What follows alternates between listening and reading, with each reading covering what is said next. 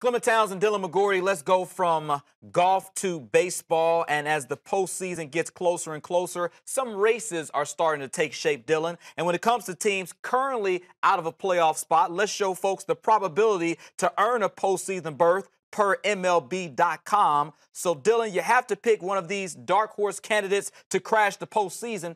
Who do you have faith in? I'm going to go with the numbers here, and there's a reason the Rays are far and away the most likely, still not likely when you look at the percentages, but way more likely than the rest of the teams in the field. I think Tampa has the best inside track of a team currently not in the postseason, but could get their way there.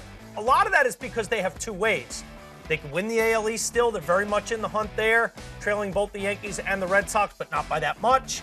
And also as an AL wild card team as well, very much in the hunt. They went into today's play tied for the second wild card spot. Now, we know they got dominated by Chris Sale. Go figure, that tends to happen when you go up against the big lefty.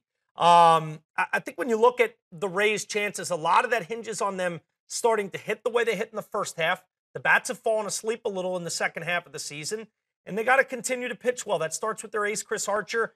To me, if you want an inroad at a playoff spot and you're one of these kind of small market teams that need some luck, you need an ace. They've got one in Chris Archer. The recent news that Alex Cobb is going to be on the 10-day disabled list with turf toe, that hurts because Alex Cobb has certainly pitched well and been that second in command behind Chris Archer. But I think he can come back very soon after his disabled list stint and help this team. A lot of the other reason, too, is they've got a lot of games in the division against their main competition, the Red Sox and the Yankees. You can look at that as a positive or as a negative. I'll look glass half full here and say, if you want to dethrone the two teams ahead of you, you want to play them. You want those games to mean the most. You want to make full games up when you win, and that's playing directly against the teams you're looking to leapfrog, and that's what the Rays have. After today's game, they have 13 games combined against the Yankees, against the Red Sox. Now, not every time out against New York and Boston, you're going to face Chris Sale. Right. So they got to take care of business against those teams. Lomo and Dickerson and those kind of guys got to start hitting the way they were hitting in the first half, where they were some of the biggest surprises offensively in all of baseball. They got to get back to that.